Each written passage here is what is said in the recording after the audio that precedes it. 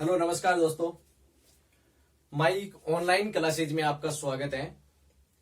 आज का जो अपना जो टॉपिक है वो 10th क्लास का जो तीसरी प्रश्नावली था उसका एक पार्ट हमने पीछे वाले वीडियो में देख लिया था, इससे पहले वाले में, और उसका जो दूसरा पार्ट है वो आज कंप्लीट कर लेंगे। अब पार्ट का मतलब ये है कि हम इसमें क्या कर रहे हैं, कुछ इंपॉर्टेंट क्वेश्चंस को एक कलेक्शन कर रहे हैं और उनको क्या कर रहे हैं यहाँ पे सोल्व कर रहे हैं। ठीक है, जो अच्छे अच्छे क्वेश्चन बनते हैं उनको अपने यहाँ पे देख लेते हैं, उससे क्या अपनी पूरी प्रश्नावली क्लियर हो जाएगी। एक एक क्वेश्चन सबसे जो अच्छा बनता है उनको हमने सबको ले लिया है यहाँ पे। ठीक है, तो अगर आप हमारे चैनल पे नए हो तो सबसे पहले चैनल को सब्सक्राइब कर लें और बेल आइकन को प्रेस कर लें, ताकि जैसे नया वीडियो अपलोड हो सबसे पहले आपको उसका नोटिफिकेशन मिल जाए। तो चलो आज ये स्टार्ट करते हैं। आज का अपना जो पहला क्वेश्चन है वो है 16 को दो भागों में इस प्रकार विभाजित करो कि बड़े भाग का वर्ग का 2 गुना छोटे भाग के वर्ग से 2 गुने से 164 अधिक है। ठीक है, देखो सबसे पहले कि 16 और उसको हमें 2 भागों में करना है ना, तो देखना इसका सॉल्यूशन करते हैं। इसका मतलब एक चीज तो ये समझ में आ गई कि इसमें एक तो बड़ा भाग है और एक छोटा भाग है। तो आप ये मान लो कि मानना कि बड़ा भाग आपने मान लिया कि एक्स है ना, और छोटा भाग आपने मान लिया कि वाई है। छोटा भाग आपने क्या मान लिया, वाई है। अब ये 16 के दोनों भाग हैं, तो आप प्रश्न अनुसार क्या लिख सकते हो,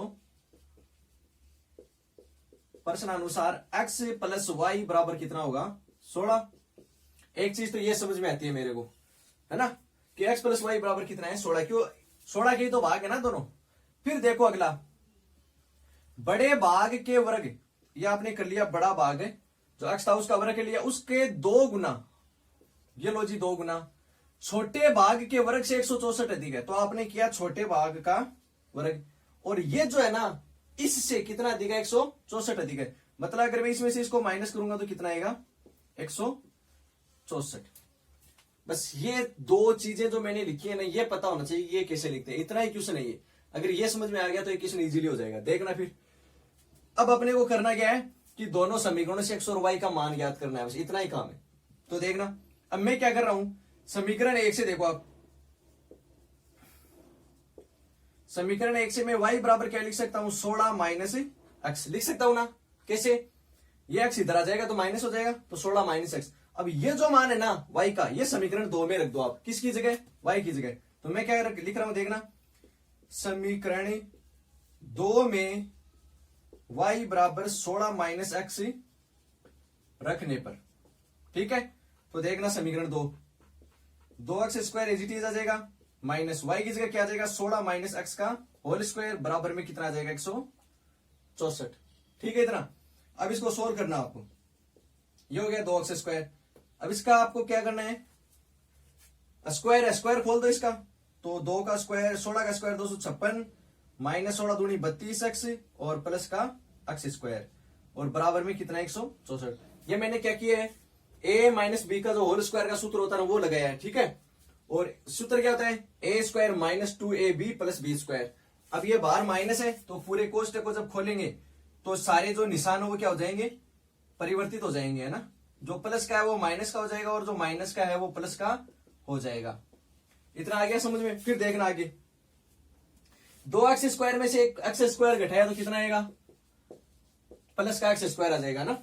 फिर ये प्लस का 32x एज इट इज रख देते हैं, और ये माइनस का 256 भी एज इट इज रख देते हैं। अब ये 164 इधर प्लस का है, ये बराबर के इस साइड में आएगा तो माइनस का 164 हो जाएगा। अब इधर कुछ भी नहीं रहा, क्यों 164 था वो इधर आ गया, तो उधर कुछ भी नहीं रहा। फिर देखना ये एक्स स्क्वायर, ये प्लस का 32x और ये माइनस के हो गए 420। अब आपको गुणनखंड विधि से इसको सोल्व करना है, तो आपको 32 के ऐसे 2 टुकड़े करने हैं जो गुणा करने पर क्या जाए, माइनस के 420 एक्स स्क्वायर। तो देखो मैं कर देता हूं डायरेक्ट ही, प्लस का 42x आ जाएगा, माइनस का आ जाएगा 10x। तो 42 में से 10 घटाएंगे तो वापस क्या आ रहा है, 32 आ रहा है ना, और 42 को 10 से गुणा करेंगे तो 420 भी आ रहा है। ओके, अब इन दोनों में से मैंने x को कॉमन लिया तो यहां तो गया x प्लस 42, यहां से मैंने माइनस का 10 कॉमन लिया तो ये हो गया x प्लस का 42 बराबर में आ गया 0। ठीक है, तो फिर देखो दोनों में x प्लस 42 कॉमन आ रहा है, x प्लस 42 x प्लस 42, तो कॉमन लिया तो यहाँ पे x बच गया, यहाँ पे माइनस 10 बच गया, तो x माइनस 10 बराबर 0। अब क्या करना है, दोनों को 0 के बराबर रखना है, एक को। सबसे पहले आपने रखा x प्लस 42 को 0 के बराबर, तो यहां से x की वैल्यू आई माइनस का 42 और आपने x से -10 को रखा 0 के बराबर, तो आपके पास में x की वैल्यू आ गई कितनी, 10। अब देखो माइनस की 42 वैल्यू अगर आती है तो y की वैल्यू क्या हो जाएगी, जैसे x की जगह आपने रखा माइनस का 42, फिर ये इधर जाएगा तो प्लस का हो जाएगा, तो y की वैल्यू जाएगी 58। ठीक है, एक तो ये वैल्यू। अब हम ये मान लें कि थोड़ी देर के लिए इस वैल्यू को लेकर चलते हैं, x की वैल्यू जो 10 है वो लेकर चलते हैं।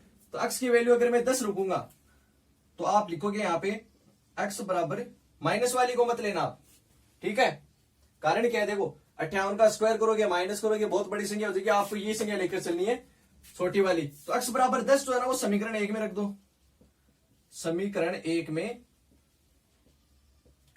रखने पर तो समीकरण 1 ये रहा, तो मैंने x की जगह तो रख दिया 10 और प्लस y बराबर कितना है 16, तो y बराबर कितना हो जाएगा 16 माइनस 10 बराबर, ये 10 उधर चला जाएगा तो किसका हो जाएगा, प्लस का हो जाएगा। तो इस प्रकार से आपके पास x और y दोनों वैल्यू आ गई, और यही आपको पूछा है कि वो दोनों जो संख्या है वो कौन कौन सी होती है। ठीक है, तो इस प्रकार से आपको करना, इसका एक स्क्रीनशॉट ले लीजिए और फिर मैं देखो दूसरा क्वेश्चन भी लिख देता हूं।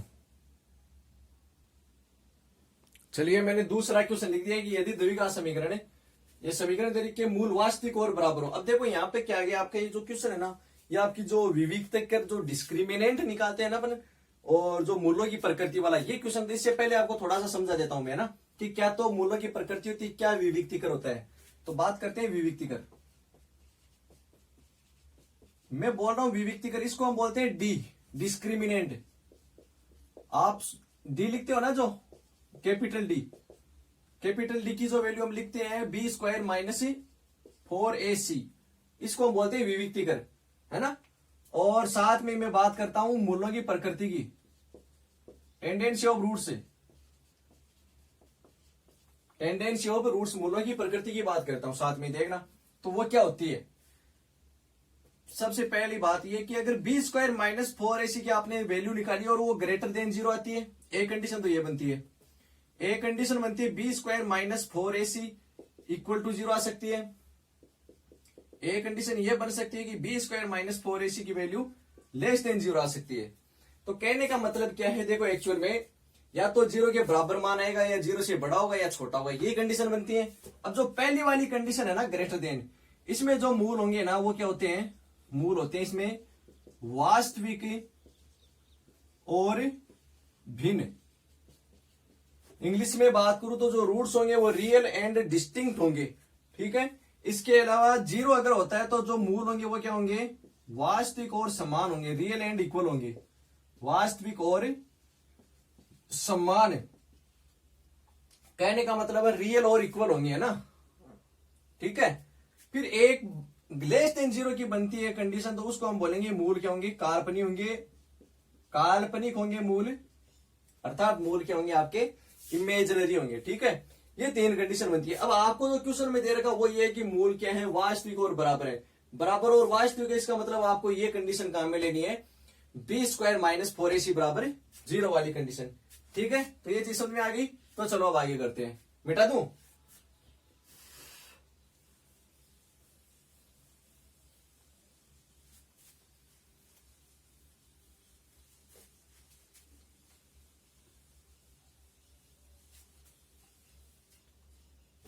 तो देखो, यदि मूल वास्तविक और बराबर हो तो, यदि मूल वास्तविक और बराबर हो तो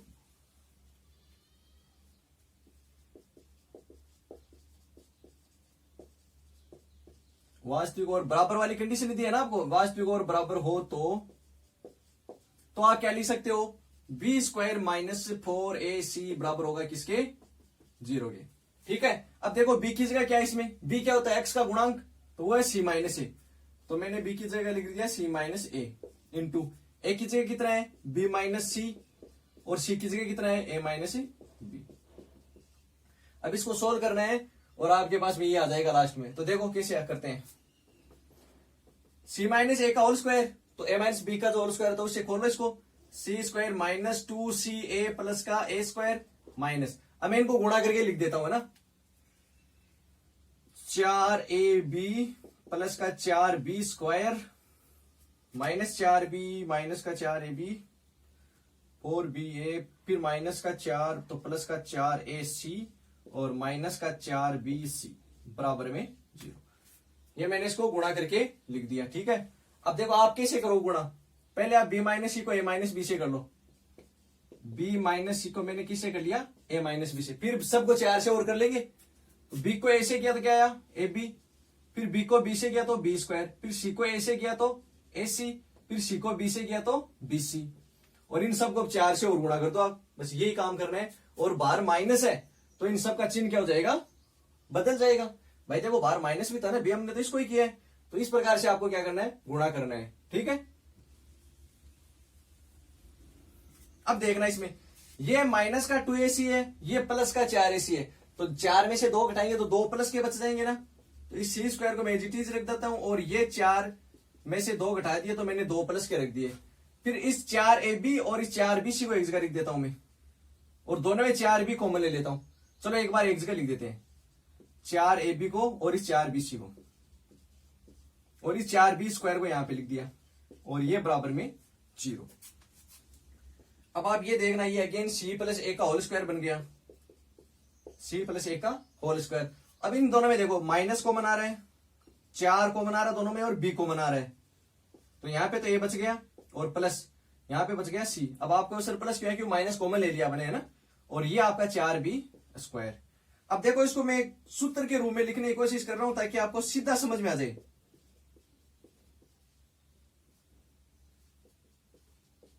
मैंने कोई फर्क नहीं किया है, जो ऊपर वाली लाइन है ना सेम वो की वही लिखी है, लेकिन एक सूत्र के रूप में बनाने के लिए लिख रहा हूं। ये एज इट इज हो गया। अब ये देखना, a स्क्वायर माइनस 2a और ये आपका b, किसका सूत्र होता है, a माइनस बी का होल स्क्वायर का। तो a की जगह क्या है, c plus a, minus b की जगह कितना है 2b, तो 2b का होल स्क्वायर। इसको सॉरी ये किसके बराबर में चल रहा था, 0 के बराबर में, है ना। अब ये वर्ग जो है उधर जाएगा तो उसका रूट हो जाएगा, 0 का रूट भी 0 ही होता है, तो यहां से आप क्या लिख दोगे, c plus a minus 2b बराबर 0। फिर ये माइनस का 2b दूसरी साइड में जाएगा तो किसका हो जाएगा, प्लस का। तो इस प्रकार से लिखेंगे इसको अपन। अब देखो आपको यही तो सिद्ध करना था, 2b बराबर a प्लस c। इसी प्रकार से और एग्जाम्पल लिख देता हूं मैं। तो चलिए तीसरा एग्जाम्पल भी मैंने लिख दिया यहाँ पे, HCF और LCM। तो इससे पहले मैं आपको एक सूत्र बता देता हूं। ये एक्चुअल में क्या है, आपके पास में 2 व्यंजक दिए होते हैं, 2 द्विघात व्यंजक दिए होते हैं, उनका LCM और HCF, उसके लिए आपके पास में एक सूत्र होता है ना। वो सूत्र क्या होता है कि जैसे मान लो प्रथम व्यंजक, इसके अलावा जो दूसरा व्यंजक है, उन दोनों का जो गुणा होगा वो उन दोनों के LCM और HCF के गुणा के बराबर होता है, ठीक है। यह सूत्र आपको ध्यान में रखता है कि जो 2 व्यंजक है उनका जब आप गुणा करोगे तो उन दोनों व्यंजकों का जो LCM आएगा और जो HCF आएगा, उन दोनों के गुणा के क्या होते हैं, वो बराबर होते हैं। ये चीज आपको ध्यान में रखनी है। अब देखिए अब करते हैं इस क्वेश्चन को, ठीक है। सूत्र मिटा देता हूं मैं वापस, आपको पता तो चली गया ना। इसमें आपको ये दे रखा है कि 2 द्विघात व्यंजक है, उनका HCF और LCM आपको दे रखा है। तो क्या दे रखा है, सबसे पहले वो देखो, आपको दे रखा है HCF x माइनस से 5, आपको दे रखा है LCM x क्यूब माइनस का 19x माइनस का 30, ठीक है, ये 19 है ना। अब आपको देखो एक चीज ये ध्यान में रखनी है, अब आपको दोनों ही व्यंजक नहीं दिए, दोनों व्यंजक ही ज्ञात करने हैं आपको। ये क्वेश्चन देखो कैसे करेंगे ना। आपको एक चीज ये समझनी है कि जो HCF होता है ना, वो हमेशा LCM में भी होता है। कहने का मतलब है कि जो x माइनस 5 है ना, ये x माइनस 5 इसके अंदर भी है। कहने का मतलब है कि x माइनस 5 इसका भी एक क्या है, गुणनखंड है। कहने का मतलब ये, तो इसके जो बाकी के और गुणनखंड है हमें वो भी निकालने होंगे, किसके, इस LCM के। तो वो कैसे निकालेंगे देखना। तो या मैं इसको डायरेक्ट करके बताऊं आपको, तो कैसे, तो देखो मैं इसको क्या लिख सकता हूं, ये कौन कौन से मान पे 0 होता है वो इसके क्या होंगे, मूल होंगे। तो एक तो ये 5 पे 0 होता है, ठीक है। कहने का क्या मतलब है कि x बराबर 5 जब आप इसमें रखोगे तो ये क्या हो जाएगा, 0 हो जाएगा। तो वो इसका ये क्या हो जाएगा, गुणनखंड हो गया ना। इसी प्रकार से जब आप रखोगे x बराबर -2 और एक आप रखोगे x बराबर -3, ये जब वैल्यूज आप रखोगे तो ये क्या होंगे, मान 0 हो जाएंगे। x की घात 3 है, इसका मतलब इसके मान 3 आएंगे, और वो ये तीनों मान होंगे। अब आप सोच रहे हो कि सर आपको कैसे पता चला कि यही तीनों मान होंगे वो, तो देखो इसका मतलब मैं इन तीनों को इन तीनों के गुणा के रूप में लिख सकता हूं। 5 जब इधर आएगा ना, हमने एक क्वेश्चन किया था एक, आपको अगर ध्यान में हो तो देखो उसको मैं क्या लिख सकता हूं, x माइनस 5 बराबर 0। ये माइनस 2 इधर आएगा तो x प्लस 2 बराबर 0 और ये x प्लस 3 बराबर 0। जब तीनों को गुणा करेंगे तो इस प्रकार से लिख देंगे। आ रही है चीज समझ में? तो इसका मतलब है कि हम इसको ऐसे भी लिख सकते हैं। कहने का मतलब ये। अब मान लो कि आपको नहीं पता चला कि सर हम इसे क्यों लिखें, तो आपको एक चीज तो समझ में आ गई कि x माइनस 5 सर, ये तो समझ में आ गया कि x माइनस 5 जो है इसमें है, ठीक है, लेकिन हमको ये नहीं करना था। ये सरल है बल्कि, लेकिन कैसे दिमाग चलाएंगे, 2 रखें माइनस 2 रखें। इसका एक तरीका होता है कि सबसे पहले आप स्टार्ट करो 1 से, पहले 1 रखो, फिर रखो माइनस 1, फिर आप 2 रखो, फिर रखो माइनस 2, 3 4 ये बाद में रखेंगे। स्टार्ट हमेशा 1 माइनस 1 2 माइनस 2 से करनी होती है, ठीक है, एकदम निजी नहीं, इजी तरीके से करनी है, छोटे से लेकर चलना है, डायरेक्ट बड़े पे नहीं जाना अपने को, ठीक है। तो मैंने छोटी से छोटी संख्या रखी, लेकिन फिर भी नहीं पता चला था एक तरीका और है इसका। x माइनस 5 का पता चल गया। अब आपको याद होगा जो हमने कुछ इससे पहले जो कुछ क्वेश्चन किए थे पिछले वाले वीडियो में, तो आपको ध्यान था कि हमको 2 मूल दिए गए थे और 2 मूल और निकाले थे, तो वहां पर भी हमने इसी प्रकार से समीकरण बनाई थी गुणा करके, फिर उसका भाग हमने दिया था। तो उसी प्रकार से आप x माइनस 5 का जब इसमें भाग दोगे ना, और जो समीकरण बनेगी तो उसके जब टुकड़े करोगे तो वो भी यही बनेंगे, गुणनखंड करके बनते हैं ना।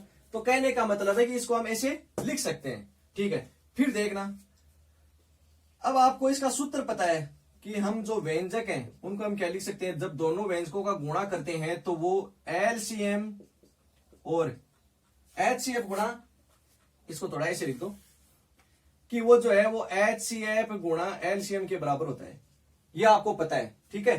तो देखना एचसीएफ तो कितना है, x माइनस 5 है, ओके। एलसीएम कितना है, ये रहा LCM, x minus 5, x plus 2 और x प्लस 3। आगे इतनी चीज समझ में। अब यहां से एक चीज समझ में ये आनी चाहिए। अब जैसे मैंने कहा कि एचसीएफ क्या होता है, एचसीएफ वो संख्या होती है जो दोनों में क्या होती है, कॉमन होती है। एचसीएफ वो संख्या होती है जो दोनों में कॉमन होती है, दोनों में किसमें, दोनों व्यंजकों में। इसका मतलब x माइनस 5 ऐसी संख्या है या ऐसा व्यंजक जो दोनों में है ना। तो देखो यहां से एक चीज समझ में आनी चाहिए कि x माइनस 5 जो है वो ux में भी है और x माइनस 5 जो वो vx में है, और इन संख्याओं का बाद में निर्धारण करेंगे अपन। तो देखना, तो यहां से आपके पास में जो ux इंटू vx है, ये मैं जो ux और vx लिख रहा हूं ना, ये दोनों व्यंजक हैं। तो आप यहां से क्या लिख सकते हो, अतः हमें इन व्यंजकों को निम्न प्रकार से लिख सकते हैं, अतः हम इन व्यंजकों को निम्न प्रकार से लिख सकते हैं। कैसे, देखना। अब आपको यहां से सोचना ही पड़ेगा, बाकी काम हो गया अपना। तो आप व्यंजक क्या है, एक तो ux आपके पास में, एक vx है। अब मेरे को सर एक चीज समझ में आ गई कि x माइनस 5 दोनों में होगा तभी तो वो कॉमन आएगा, तभी तो वो एचसीएफ बनेगा, है ना। बाकी क्या कह रहे गए, ये 2 चीज और रह गई, x प्लस 2 और x प्लस 3, इनको आप किसी के साथ में भी लिख दो। कहने का क्या मतलब है कि x प्लस 2 को अगर इसके साथ में लिखते हो तो इसके साथ में x प्लस 3 रख दो, और अगर x प्लस 3 इसके साथ में लिखते हो तो x प्लस 2 इसके साथ में लिख दो। भाई आपको तो 2 व्यंजक ही तो पूछे है ना, ये तो पूछा है नहीं कि x प्लस जो ux है वो तो क्या आएगा, vx क्या आएगा, और ऊपर वाले में क्या आएगा, नीचे वाले में क्या आएगा, इससे मतलब नहीं है ना। जब आप इन दोनों को वापस गुणा करोगे तो यही बनेगा, ये भी कन्फर्म है। जब आप दोनों का एलसीएम निकालोगे तो वो भी यही बनेगा, एचसीएफ दोनों में कॉमन क्या है, x माइनस 5 है, वो भी यही बनेगा। तो यही आपके क्या होंगे, वो दोनों व्यंजक होंगे। अब इनको गुणा करके लिख दो आप, इनको गुणा किया तो x स्क्वायर माइनस का 3x आ गया प्लस का 10 आ गया, और ये आ गया x स्क्वायर माइनस का 2x प्लस माइनस का 15। तो ये वो आपके वो दोनों क्या हो जाएंगे, जो व्यंजक है वो हो जाएंगे, ठीक है। इसी प्रकार से एक क्वेश्चन और देख लो आप। तो चलिए मैंने एक क्वेश्चन और लिख दिया ना, देखना इस क्वेश्चन को। एक आयताकार भूखंड का क्षेत्रफल आपको दे रखा है, लंबाई जो वो चौड़ाई के दुगुने से 1 अधिक है। तो जिस चीज का दुगुना तिगुना जो भी कर रहा है, आप उसी चीज को सबसे पहले मान लिया करो। तो इसमें चौड़ाई का कर रहा है ना वो, तो आप ये मान लो कि मानना की चौड़ाई, तो आप ये मान लो कि चौड़ाई क्या x मीटर है, ठीक है। तो लंबाई क्या होगी फिर, x मीटर चौड़ाई हो गई, तो देखो लंबाई क्या बोल रहा हूं, चौड़ाई के दुगुने, तो पहले आप 2 गुना करो और उससे भी 1 अधिक, तो 1 अधिक और कर दो, जैसा जैसा बोलता है ना वैसे कर दो मीटर। अब देखो प्रश्न अनुसार,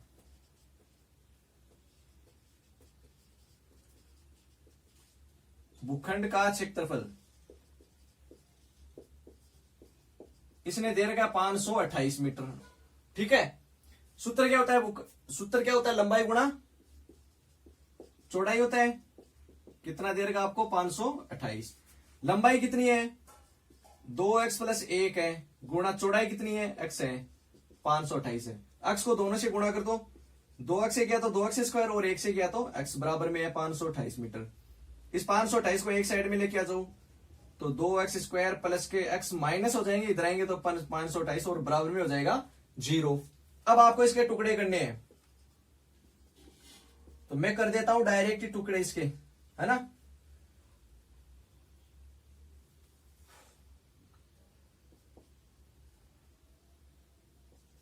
तो टुकड़े होंगे इसके 33x माइनस के 32x माइनस के 528 बराबर 0। आप गुणा करके देख लेना, ये होंगे ना। अब इन देखो दोनों में क्या कॉमन आ रहा है, x ही कॉमन आएगा और कुछ नहीं आ रहा है, तो 2x प्लस के 33 रह जाएंगे, माइनस यहां से जब आपने 16 कॉमन लोगे, आप 16 कॉमन लोगे तो 2x माइनस 33 यहां पे रह जाएंगे। दोनों में क्या कॉमन आ रहा है, 2x प्लस से 33, तो ये आपने दोनों से ले लिए 2x प्लस 33 कॉमन, तो यहां पे तो x रह जाएगा, यहां पे रह जाएगा माइनस का 16। फिर आप दोनों को 0 के बराबर करो, 2x प्लस 33 को आपने किया 0 के बराबर, तो x की वैल्यू आएगी माइनस का 33/2। पहले 33 उधर जाएगा, माइनस का हो जाएगा, 2 जो गुणा में वो भाग में चला जाएगा। फिर आपने x माइनस 16 को किया 0 के बराबर, तो x बराबर आ गया 16। अब देखो हम ये मान तो नहीं लेंगे, ये मान लेकर चलेंगे। कारण क्या है, जो ये चौड़ाई है ये एक तरह से दूरी है ना, और दूरी कभी नेगेटिव नहीं होती है। आप ये नहीं करते कि माइनस के 10 मीटर चलो, दूरी जो होती है हमेशा क्या होती है, पॉजिटिव होती है ना, डिस्टेंस हमेशा पॉजिटिव होती है। तो x बराबर हम लेंगे 16। अब x क्या है, चौड़ाई 16 आ गई, है ना। मतलब क्या है आपका कि चौड़ाई जो x है वो कितनी आ गई, 16। तो लंबाई क्या हो जाएगी, फिर लंबाई क्या है, 2x प्लस 1 है ना, तो 2 गुणा 16 x की जगह रख दिया 16, तो 16 दूनी 32 और 1 33 मीटर। तो इस प्रकार से हम इसको सॉल्व करेंगे, एकदम सरल सा क्वेश्चन है। तो इसमें हम इतना ही देखेंगे, एक छोटा सा पार्ट हो गया, कंप्लीट हो गया बनाना। तीसरी प्रश्नावली अपनी कंप्लीट है। मैंने हर टाइप का लगभग एक एक जो इंपॉर्टेंट क्वेश्चन थे वो सारे बता दिया आपको, ठीक है। तो इसको आप अपने और भी दोस्तों के साथ में शेयर करना इसको, और लाइक भी करना। और अगर कोई चीज नहीं समझ में आई और कोई डाउट रह गया आपका, तो वो कमेंट करके बता देना आप। चलिए, तो ठीक है, धन्यवाद, और आप घरों में रहें और सुरक्षित रहें।